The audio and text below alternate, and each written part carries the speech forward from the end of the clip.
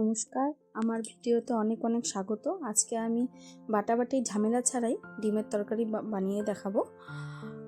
প্রথমে কড়াতে তেল নিয়ে তাতে ডিমগুলো আগে ভালো করে অল্প লবণ দিয়ে ভেজে নেব। আমি তেলের মধ্যেই লবণটা দিয়ে দিয়েছিলাম, আমি হলুদ দিইনি। এখন আমি সেই তেলের মধ্যেই আগে পেঁয়াজটা দিয়ে পেঁয়াজটি অল্প ভাজতে দেব। পেঁয়াজ ভাজতে ভাজতে আমি আমার ছোট হামুল দিস্তার মধ্যে সেখানে আদা, লঙ্কা আর রসুনটা অল্প থেতো করে নেব। এখন রসুনটা আদাটা থেতো করে নিয়েছি, পেঁয়াজটা ভাজা হয়ে গেছে। তার মধ্যে কয়েকটা রসুন কোয়া আর দুটা কেটে রাখা টমেটো ছোট ছোট করে সেটি দিয়ে অল্প ভাজবো। ভেজে এই রসুন বাটাটার মধ্যে, থেতোটার মধ্যে অল্প জল দিয়ে সেটি আমি কড়াইতে দিয়ে দিলাম।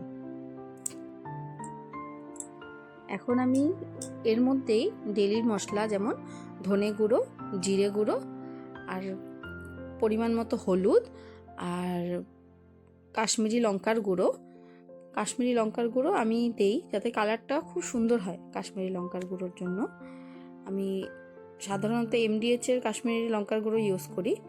ঠিক আপনি ব্যবহার করে দেখতে পারেন, আপনারা কালারটা খুব সুন্দর হয় তরকারি। এইটি দিয়ে আমি অল্প একটু কষিয়ে নেব।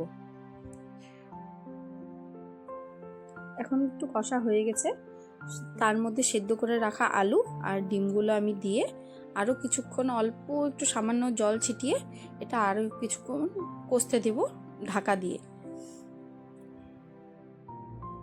আমি মশলার সাথে একবারে লবণটা দিয়ে দিচ্ছি স্বাদ মতো। ঢাকা খুলে দেখা যাচ্ছে খুব সুন্দরভাবে এটি কষে গেছে। একটু নাড়াচাড়া করে এর মধ্যে আমি পরিমাণ মতো জল দিয়ে দেব। এর মধ্যে কোনো গরম মশলার দরকার হয় না। এটা ভালো মতো কষাতে পারলে খুব সুন্দর গন্ধ বের হয় আর ডিমটা খেতেও খুব সুস্বাদু হয়। একদম মনে হয় না যে মশলা একবারে বাটা হয়নি। পেঁয়াজ, লঙ্কা, রসুন বাটা ছাড়াও ডিমের তরকারি খুব স্বাদ হয়। অল্প ফুটে উঠলে এটা আমি বন্ধ করে দেবো। দেখো আমার যেমন ফুটে উঠেছে তরকারিটা, আমি এটি বন্ধ করে এখন পরিবেশন করব। আপনাদের যদি ভালো লাগে